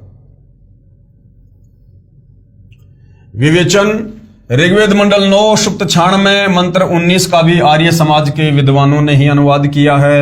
इसमें भी बहुत सारी गलतियां हैं, क्योंकि उनको तत्व ज्ञान नहीं था। पुस्तक विस्तार के कारण केवल अपने मतलब की जानकारी प्राप्त करते हैं। इस मंत्र में चौथे धाम का वर्णन है, जो आप जी सृष्टि रचना में पढ़ेंगे उसमें पूर्ण जानकारी होगी। पढ़े इसी पुस्तक के पेज नंबर 389 पर। चौथा धाम यानी सतलोक, ऊपर के लोकों में जो अजरो अमर और जो अविनाशी लोक हैं, ऊपर के 4 लोक, उनमें सबसे पहले है सतलोक, दूसरे नंबर पे है अलख लोक, तीसरे नंबर पे है अगम लोक और चौथे नंबर पर है अनामी लोक। तो अनामी लोक में परमात्मा सिंहासन पर विराजमान रहते हैं। परमात्मा ने ऊपर के 4 लोक अजर अमर रचे हैं, यानी सतलोक से लेकर अनामी लोक है वो अजरो अमर है, वो कभी विनाश में नहीं आता और ना उन लोकों में रहने वाली आत्माएं कभी मरती हैं। नंबर 1 है अनामी लोक जो सबसे ऊपर है, नंबर 2 है अगम लोक, नंबर 3 है अलख लोक और चौथा है सतलोक। हम पृथ्वी लोक पर हैं, यानी हम काल के 21 ब्रह्मांड की इस पृथ्वी पर हैं। यहां से ऊपर के लोकों की गिनती करेंगे तो एक सतलोक है, दूसरा अलख लोक है, तीसरा अगम लोक, चौथा अनामी लोक गिना जाता है। वो चौथे धाम में बैठकर यानी अनामी लोक में बैठकर परमात्मा ने सर्व ब्रह्मांड व लोकों की रचना की थी सर्वप्रथम। शेष रचना सतलोक में बैठकर की थी। आर्य समाज के अनुवादकों ने तुरिया परमात्मा अर्थात चौथे परमात्मा का वर्णन किया है। ये चौथा धाम है यानी अनामी लोक के विषय में चर्चा है। उसमें मूल पाठ मंत्र 19 का भावार्थ है कि तत्वदर्शी संत चौथे धाम तथा चौथे परमात्मा का भिन्न भिन्न वर्णन करता है, जो सतगुरु रामपाल जी ने सृष्टि रचना के माध्यम से किया है। पाठक जन कृपया पढ़े सृष्टि रचना इसी पुस्तक के पेज नंबर 389 पर, जिससे आप जी को ज्ञान होगा कि लेखक यानी सतगुरु रामपाल जी ही वह तत्वदर्शी संत है जो तत्व ज्ञान से परिचित है, परिपूर्ण है। आगे देखिए भाई और बहनों, ये ऋग्वेद मंडल 9 सुक्त 96 मंत्र 20 है। इसका यथार्थ अनुवाद सतगुरु रामपाल जी कर रहे हैं। विवेचन, ऋग्वेद मंडल 9 सुक्त 96 मंत्र 20 का यथार्थ ज्ञान जानते हैं। इस मंत्र का अनुवाद महर्षि दयानंद के चेलों द्वारा किया गया है। इनका दृष्टिकोण यह रहा है कि परमात्मा निराकार है, क्योंकि तत्व ज्ञान के अभाव में, सृष्टि रचना के अभाव में इन्होंने परमात्मा को निराकार मान रखा है कि परमात्मा दिखाई नहीं देता, जबकि वेद गवाही दे रहे हैं परमात्मा साकार है। क्योंकि महर्षि दयानंद जी ने यह बात दृढ़ की है कि परमात्मा निराकार है अपने सत्यार्थ प्रकाश में, इसलिए अनुवादक ने सीधे मंत्र का अनुवाद घुमा फिरा कर दिया। अब महर्षि दयानंद जी ने क्या किया भाई और बहनों, वेद पढ़े बाद में और जल्दबाजी में उन्होंने महिमा के चक्कर में सत्यार्थ प्रकाश लिखकर समाज में बंटवा दी। और सत्यार्थ प्रकाश में लिख दिया कि परमात्मा पाप नाश नहीं कर सकता, परमात्मा दिखाई नहीं देता, परमात्मा निराकार है। और उसके बाद जब उन्होंने वेदों को पढ़ा तो वेद तो कह रहे हैं कि परमात्मा दिखाई देता है, परमात्मा साकार है, संत रूप में धरती पर चल के आता है, और चारों युगों में परमात्मा एक एक लीला शिशु रूप में धरती पर प्रकट होकर अपने ज्ञान प्रचार की करता है। परमात्मा घोर से घोर पापों का नाश करता है, राजा के समान वो दर्शनीय है। तीसरे धाम सतलोक में, रित धाम में वो सिंहासन पर बैठा है। तो बाद में दयानंद सरस्वती जी का सर घूम गया। अब उन्होंने सोचा मैं क्या करूं, अब वेदों में तो परमात्मा साकार लिखा है, नर रूप है, राजा के समान है, और मैंने पुस्तक में लिखकर समाज को बता दिया कि परमात्मा निराकार है। तो महर्षि दयानंद जी ने अपनी बेइज्जती से बचने के लिए भगत समाज को गुमराह कर दिया और अपने उस सत्यार्थ प्रकाश वाले अज्ञान को ऊपर रखने के दृष्टिकोण से इन वेद मंत्रों में हेरा फेरी कर दी, अर्थों का अनर्थ कर दिया, परमात्मा का नाम तक नहीं लिखा, और यहां भी घुमा फिरा के परमात्मा को निराकार साबित करने की कुछ चेष्टा की है। लेकिन भाई और बहनों, परमात्मा कहते हैं चोर चुरावे तू मड़ी, वो गाड्डे पानी मां, वह गाड्डे वह ऊपर आवे सच्चाई छानी ना। तो आज ये सच्चाई परम पूज्य सतगुरु रामपाल जी के प्रयासों से ऊपर आ चुकी है। जैसे मूल पाठ में लिखा है, मरियन शुभ्र है तनवा मरजान है, अत्ते है न शतवह सनहे धनानाम, वर्षे वह यूथा परी कोशम अर्शन है, कनी करदत है चमवो आविवेश। अनुवाद किया है, जैसे मनुष्य सुंदर वस्त्र धारण करता है, ऐसे परमात्मा मनुष्य के समान सुंदर शरीर धारण करके अत्यंत गति से चलता हुआ भक्ति धन के धनियों अर्थात पुण्य आत्माओं को प्राप्ति के लिए आता है। जैसे एक समुदाय को उसका सेनापति प्राप्त होता है, ऐसे वह परमात्मा संत व ऋषि रूप में प्रकट होता है तो उसके बहुत संख्या में अनुयायी बन जाते हैं, और परमात्मा उनका गुरु रूप में मुखिया होता है। वह परमात्मा प्रथम ब्रह्मांड में प्राप्त होकर अर्थात आकर ऊंचे स्वर में सत्य ज्ञान उच्चारण करता हुआ पृथ्वी खंड में प्रविष्ट होता है।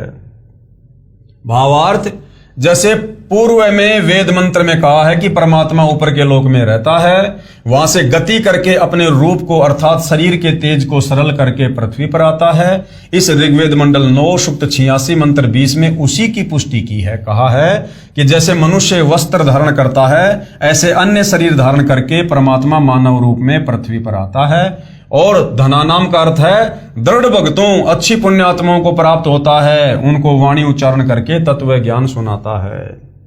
विवेचन, ये ऋग्वेद मंडल 9 सूक्त 96 मंत्र 16 से 20 की फोटोकॉपियां हैं, जिनका हिंदी अनुवाद महर्षि दयानंद सरस्वती आर्य समाज प्रवर्तक के दिशा निर्देश से उनके आर्य समाजी चेलों ने किया है। ये अनुवाद कुछ कुछ ठीक है परंतु ज्यादातर गलत है। पहले अधिक ठीक या कुछ कुछ गलत था जो मेरे द्वारा शुद्ध करके विवेचन में लिख दिया गया है। अब अधिक गलत को शुद्ध करके लिखता हूं। अब जो इन्होंने घास काट रखी है पूरी तरह से, अब सतगुरु रामपाल जी उसको शुद्ध करके लिख रहे हैं। ऋग्वेद मंडल 9 सूक्त 96 मंत्र 16 में कहा है कि हे परमात्मा, आपका जो गुप्त वास्तविक श्रेष्ठ नाम है उसका ज्ञान कराओ। प्रिय पाठकों, जैसे भारत के राजा को प्रधानमंत्री कहते हैं, ये उनकी पदवी का प्रतीक है। उनका वास्तविक नाम कोई अन्य नहीं होता है। जैसे पहले प्रधानमंत्री जी श्री पंडित जवाहरलाल नेहरू जी थे, जवाहरलाल उनका वास्तविक नाम है। इस मंत्र 16 में कहा कि हे परमात्मा, आपका जो वास्तविक नाम है, क्योंकि इस परमेश्वर की पदवी के तो लाखों करोड़ों नाम है। सत्य पुरुष कह दो, अजरो अमर परमात्मा कह दो, शब्द स्वरूपी राम कह दो, अकाल मूर्त कह दो, अमित ओजा कह दो, लेकिन उनका वास्तविक नाम क्या है? उस नाम का हमें ज्ञान करवाइए। वह उपासना करने का शवचलित शस्त्र के समान अज्ञान रूपी गंध को नाश करके पाप नाशक है। आप अपने उस सत्य मंत्र का हमें ज्ञान करवाइए। हे अमर परमेश्वर, आपका वह मंत्र श्वासों द्वारा नाक आदि इंद्रियों से श्वास से जपने से विद्युत जैसी गति से अर्थात शीघ्रता से भक्ति धन से परिपूर्ण करके ऐश्वर्य को तथा मोक्ष को प्राप्त करवाइए। प्रिय पाठकों से निवेदन है कि इस ऋग्वेद मंडल 9 सूक्त 96 मंत्र 16 के अनुवाद में बहुत सी गलतियां थी जो शुद्ध कर दी गई हैं। प्रमाण के लिए मूल पाठ में अभिवाजम शब्द है, इसका अनुवाद नहीं किया गया है। इसके स्थान पर अभिगमे शब्द का अर्थ जोड़ा है जो मूल पाठ में नहीं है। ऋग्वेद मंडल 9 सूक्त 96 मंत्र 17 के अनुवाद में भी बहुत गलतियां हैं जो आर्य समाजियों द्वारा अनुवादित है। अब शुद्ध करके लिखता हूं। जैसा कि पूर्वोक्त ऋग्वेद मंडल 9 सूक्त 86 मंत्र 82 के मंत्रों में प्रमाण है कि परमात्मा अपने शाश्वत स्थान से जो धूल लोक के तीसरे स्थान पर विराजमान है वहां से चलकर पृथ्वी पर जानबूझकर किसी खास मकसद से प्रकट होता है। परमात्मा सर्व ब्रह्मांडों में बसे प्राणियों की परवरिश 3 स्थिति में करते हैं। पहली स्थिति है परमात्मा ऊपर सतलोक अर्थात अविनाशी धाम में सिंहासन यानी तख्त पर बैठकर सर्व ब्रह्मांडों का संचालन करते हैं। दूसरा नंबर, जब चाहे साधु संत के रूप में अपने शरीर का तेज सरल करके अच्छी आत्माओं को मिलते हैं। प्रत्येक युग में किसी जलाशय में खिले कमल के फूल पर नवजात शिशु का रूप बनाकर प्रकट होते हैं। यह तीसरी स्थिति है। और फिर वहां से क्या होता है, निसंतान दंपत्ति अपने घर ले जाते हैं। बचपन से ही वह परमात्मा अपना वास्तविक भक्ति ज्ञान, जिसे तत्व ज्ञान भी कहते हैं, चौपाइयों, दोहों, साखियों व कविताओं के रूप में सुनाते हैं। जैसे 650 साल पहले आदरणीय रामदेवानंद जी को परमात्मा मात्र 5 वर्ष की लीला में उम्र से ही उनके गुरु बनकर ज्ञान समझाने लग गए थे। जैसे सन 1398 विक्रमी संवत 1455 में परमात्मा अपने निज स्थान से चलकर भारतवर्ष के काशी शहर के बाहर लहरतारा नामक जलाशय में कमल के फूल पर शिशु रूप धारण करके प्रकट हुए थे। वहां से न्यूरू नीमा जुलाहा दंपत्ति अपने घर ले गए थे। धीरे धीरे परमात्मा बड़े हुए, कबीर वाणी बोलकर ज्ञान सुनाया था। प्रमाण ऋग्वेद मंडल 9 सूक्त 1 मंत्र 9 में है जो आर्य समाज के आचार्यों द्वारा अनुवादित है। उसमें भी कुछ गलती है, ज्यादा नहीं है। ये ऋग्वेद मंडल 9 सूक्त 1 मंत्र 9 की फोटोकॉपी है। विवेचन, ये फोटोकॉपी ऋग्वेद मंडल 9 सूक्त 1 मंत्र 9 की है। इसमें स्पष्ट है कि अमर परमात्मा जब शिशु रूप में प्रकट होता है तो उसकी परवरिश की लीला कुंवारी गायों द्वारा होती है।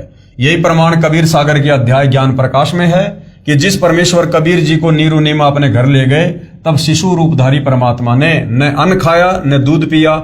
फिर स्वामी रामानंद जी के बताने पर एक कुंवारी गाय अर्थात एक बछिया नीरू लाया। उसने तत्काल दूध दिया। उस कुंवारी गाय के दूध से परमेश्वर की परवरिश की लीला हुई थी। कबीर सागर लगभग 600 वर्ष पहले का लिखा हुआ है। कोई ये ना सोचे कि आज सतगुरु रामपाल जी ने लिखकर अपनी तरफ से बना दिया होगा। ऋग्वेद मंडल 9 सूक्त 1 मंत्र 9 के अनुवाद में कुछ गलती की है। जैसे ये शब्द है अभी अधन्या, तो इन लोगों ने अनुवाद करते समय आर्य समाज के लोगों ने क्या कर दिया, अभी अधन्या का अर्थ अहिंसनीय कर दिया, जो गलत है। हरियाणा प्रांत के जिला रोहतक में गांव धनाना में लेखक का जन्म हुआ। यानी सतगुरु रामपाल जी अपने आप को छुपाते हुए कह रहे हैं कि मैं धनाना गांव में आया, जो वर्तमान में जिला सोनीपत में है। इस क्षेत्र में जिस गाय ने गर्भ धारण न किया हो तो कहते हैं कि ये धनाई हुई नहीं है, ये बिना धनाई है। ये अपभ्रंश शब्द है। एक गाय के लिए अधीन शब्द है, बहुवचन के लिए अधन्या शब्द है। अधन्या का अर्थ है बिना धनाई गौवें तथा अभी अधन्या का अर्थ है पूर्ण रूप से बिना धनाई अर्थात कंवारी गायें अर्थात बछियां। अब ऋग्वेद मंडल 9 सूक्त 96 मंत्र 17 का शुद्ध अनुवाद करता हूं, केवल हिंदी। शिशुम जज्ञानम हरियंतम, यानी परमेश्वर जानबूझकर तत्व ज्ञान बताने के उद्देश्य से शिशु रूप में प्रकट होता है।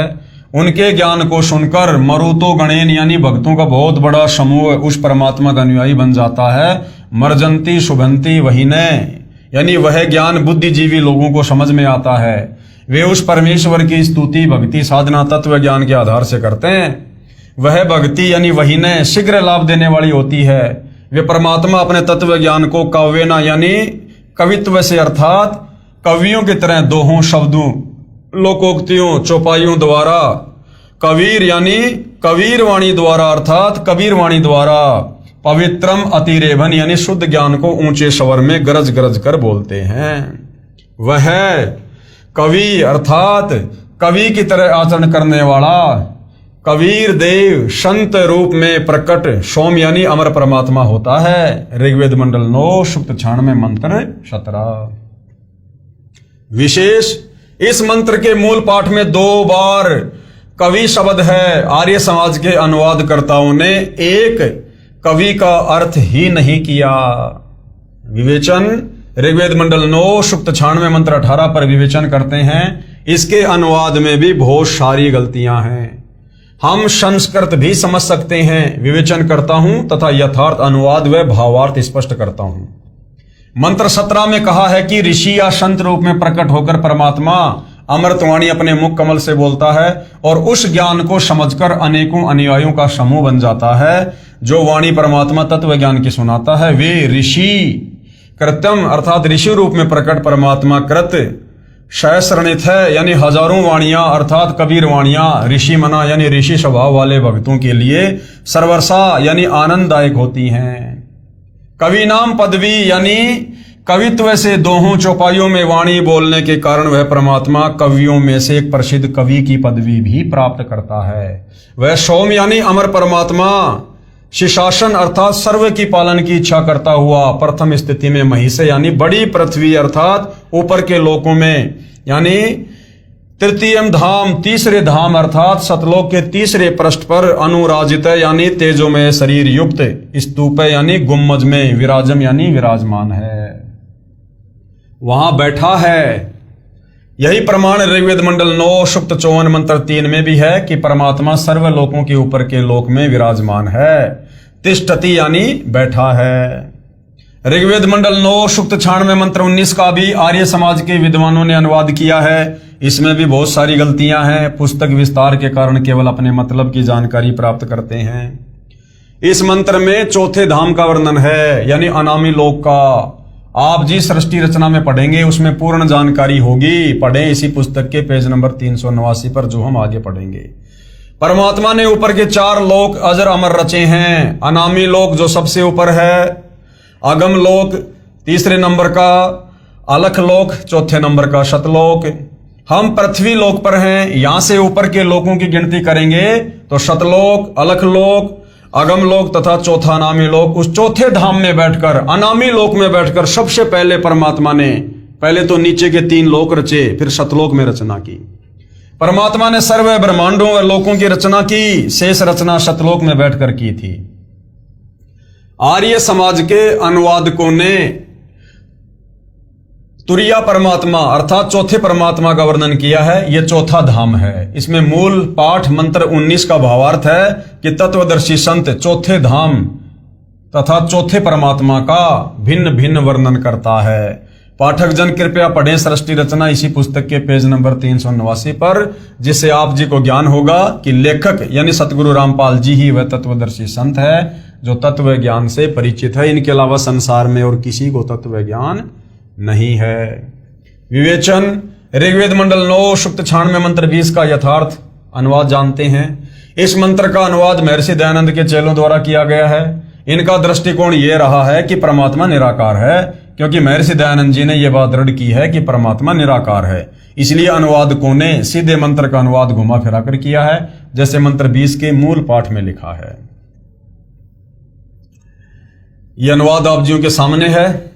अनुवाद है, मनुष्य जैसे सुंदर वस्त्र धारण करता है, ऐसे ही परमात्मा सुंदर शरीर धारण करके अत्यंत गति से चलता हुआ भक्ति धन के धनियों अर्थात पुण्यात्माओं को प्राप्ति के लिए आता है। जैसे एक समुदाय को उसका सेनापति प्राप्त होता है, ऐसे वह परमात्मा संत व ऋषि रूप में प्रकट होता है तो उसके बहुत संख्या में अनुयायी बन जाते हैं और परमात्मा उनका गुरु रूप में मुखिया होता है। वह परमात्मा प्रथम ब्रह्मांड में प्राप्त होकर अर्थात आकर ऊंचे स्वर में सत्य ज्ञान उच्चारण करता हुआ पृथ्वी खंड में प्रविष्ट होता है।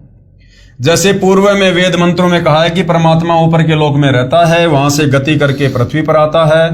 अपने रूप को अर्थात शरीर के तेज को सरल करके आता है।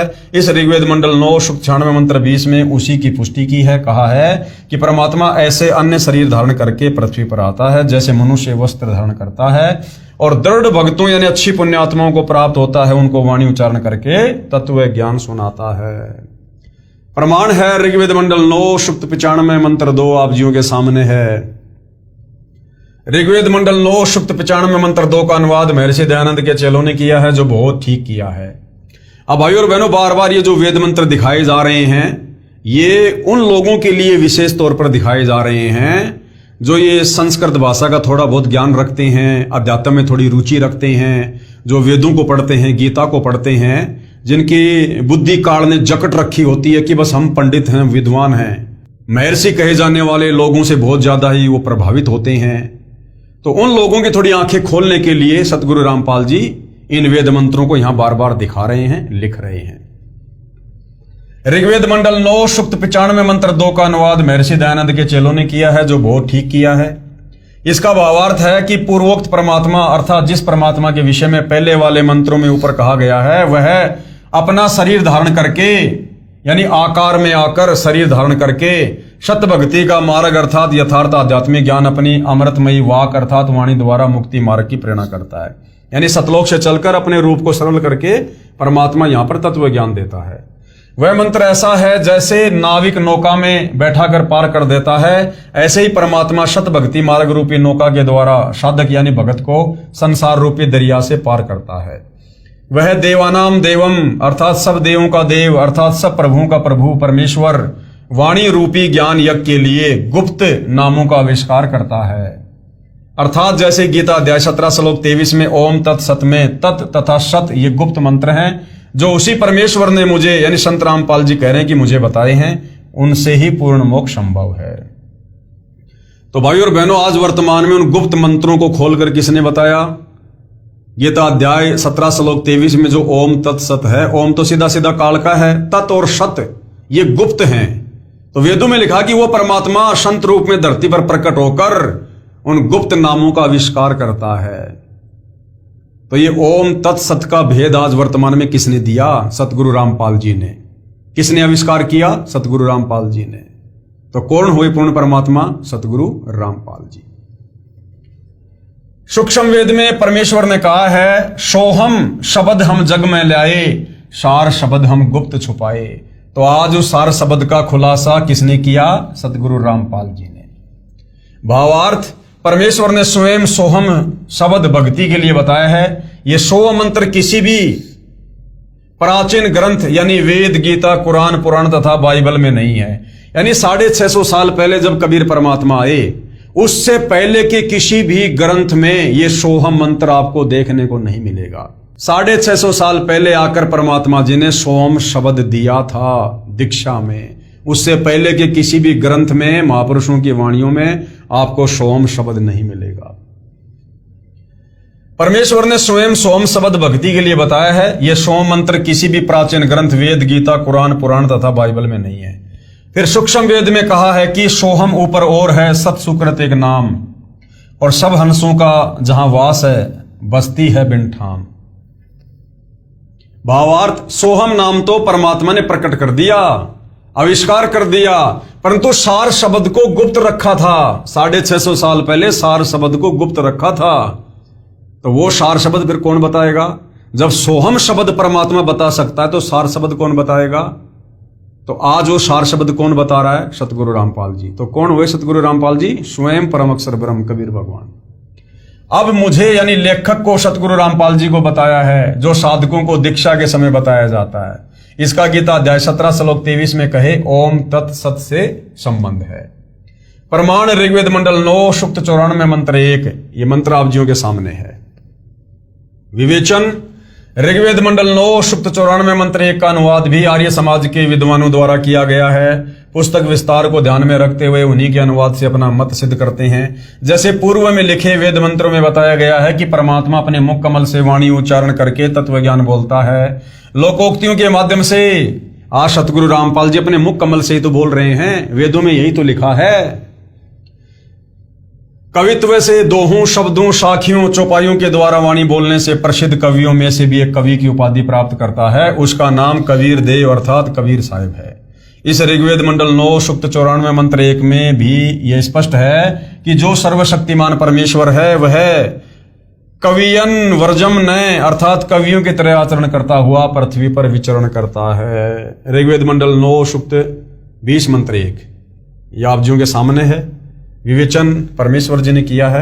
ऋग्वेद मंडल 9 सूक्त 20 मंत्र 1 का अनुवाद भी आर्य समाज के विद्वानों ने किया है। इसका अनुवाद भी ठीक कम गलत अधिक है। इसमें मूल पाठ में लिखा है प्रय कबीर देव वितये अव्ये वारे भी अर्षति शहान विश्वा अभि स्प्रध है। अर्थात वेद ज्ञान दाता से जो दूसरा कबीर देव कबीर परमात्मा है वह विद्वानों अर्थात जिज्ञासुओं को ज्ञान धन की तृप्ति के लिए श्रेष्ठ आत्माओं को ज्ञान देता है। वह अविनाशी है, रक्षक है, सहनशील, तत्व ज्ञानहीन सर्व दुष्टों को अध्यात्म ज्ञान की कृपया स्पर्धा अर्थात ज्ञान गोष्ठी रूपी वाक युद्ध में पूर्ण रूप से तिरस्कृत करता है, उनको फिट्टे मुंह कर देता है। यानी ज्ञान चर्चा में कोई उसके सामने टिक नहीं पाता है, सबको फिट्टे मुंह कर देता परमात्मा जब तत्वदर्शी संत के रूप में आता है।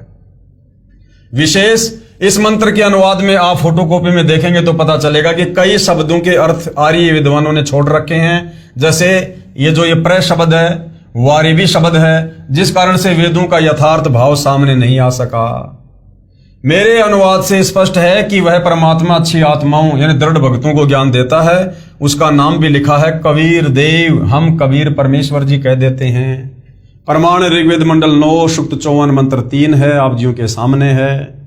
विवेचन है ऋग्वेद मंडल 9 सूक्त 54 मंत्र 3 की फोटोकॉपी में आप देखिए। इसका अनुवाद आर्य समाज के विद्वानों ने किया है। उनके अनुवाद में भी स्पष्ट है कि वह परमात्मा संपूर्ण ब्रह्मांडों के ऊपर अर्थात विराजमान है, ऊपर बैठा है यानी सतलोक में विराजमान है। इसका यथार्थ अनुवाद इस प्रकार है, यह अमर परमेश्वर सूर्य के समान सर्व को पवित्र करता हुआ सर्व ब्रह्मांडों के ऊर्ध्व यानी ऊपर बैठा है। भावार्थ है जैसे सूर्य ऊपर को है और अपना प्रकाश तथा उष्णता से सर्व को लाभ दे रहा है, इसी प्रकार ये अमर परमेश्वर जिसका ऊपर के मंत्रों में वर्णन किया है सर्व ब्रह्मांडों के ऊपर बैठकर अपने निराकार शक्ति से सर्व प्राणियों को लाभ दे रहा है तथा सर्व ब्रह्मांडों का संचालन भी कर रहा है। तर्क दिया है यहाँ पर महर्षि दयानंद का अर्थात आर्य समाजियों का मत है कि परमात्मा किसी एक स्थान पर किसी लोक विशेष में नहीं रहता। प्रमाण सत्यार्थ प्रकाश समोल्लास यानी चैप्टर नंबर 7 पेज नंबर 148 पर आर्य साहित्य प्रचार ट्रस्ट 427 गली मंदिर वाली नया बांस दिल्ली 78वां संस्करण। इसमें क्या लिखा है? किसी ने प्रश्न किया ईश्वर व्यापक है व किसी देश विशेष में रहता है? उत्तर दिया महर्षि दयानंद जी ने व्यापक है क्योंकि जो एक देश में रहता तो सर्व अंतर्यामी सर्वज्ञ सर्वनियंता सबका सृष्टा सबका धर्ता और प्रलय करता नहीं हो सकता। यानी अगर परमात्मा एक जगह बैठेगा तो वो सारी सृष्टि को नहीं चला सकता। अप्रपात देश में कर्ता की क्रिया का होना असंभव है। सत्यार्थ प्रकाश का लेख समाप्त। और वेद क्या कह रहे हैं? महर्षि दयानंद जी नहीं मानते थे कि परमात्मा किसी देश अर्थात स्थान विशेष पर रहता है। महर्षि दयानंद जी वेद ज्ञान को सत्य ज्ञान मानते थे और वेदों में लिखा है परमात्मा एक देश में रहता है, सतलोक में रहता है, वहां से गति करके आता है। आप जिन्हें अनेकों वेद मंत्रों में अपनी आंखों पढ़ा कि परमेश्वर ऊपर एक स्थान पर रहता है, वहां से गति करके यहां भी प्रकट होता है। महर्षि दयानंद तथा आर्य समाजी परमात्मा को निराकार मानते हैं। इसका प्रमाण कहां है? सत्यार्थ प्रकाश के समोल्लास नंबर 9 पेज नंबर 176, समोल्लास 7 पेज 149, समोल्लास 11 पेज 251 पर कहा है कि परमात्मा निराकार है यानी दिखाई नहीं देता। प्रिय पाठकों ने अनेकों वेद मंत्रों में पढ़ा कि परमात्मा साकार है, वह मनुष्य जैसा है, ऊपर के लोक में रहता है, वहां से गति करके चलकर आता है, पृथ्वी पर प्रकट होता है। अच्छी आत्माओं को जो दृढ़ भगत होते हैं उनको मिलता है, उनको तत्व ज्ञान अपने मुख कमल से बोलकर सुनाता है, कवियों की तरह आचरण करता है। पृथ्वी पर विचरण करके परमात्मा अपना अध्यात्म ज्ञान ऊंचे स्वर में उच्चारण करके सुनाता है। गीता अध्याय 4 श्लोक 32 में भी यही कहा है। प्रिय पाठकों, आप स्वयं निर्णय करें कि किसको कितना आध्यात्मिक ज्ञान था। महर्षि दयानंद जी को आध्यात्मिक ज्ञान था या वास्तव में सतगुरु रामपाल जी को आध्यात्मिक ज्ञान है। विशेष आश्चर्य यह है कि वेद मंत्रों का अनुवाद भी महर्षि दयानंद जी तथा उनके चेलों आर्य समाजियों ने किया हुआ है, जिसमें उनके मत का विरोध है। यानी सत्यार्थ प्रकाश में तो लिखा है कि परमात्मा निराकार है, पाप नाश नहीं करता, किसी एक देश में नहीं रहता, ये एक लोक में नहीं रहता। और वेद कह रहे हैं परमात्मा साकार है, निराकार है, वहां से चल के आता है, घोर से घोर पापों का नाश करता है। और धूलोक के तीसरे पृष्ठ यानी सतलोक के तीसरे पोर्शन में राजा की तरह सिंहासन पर विराजमान है।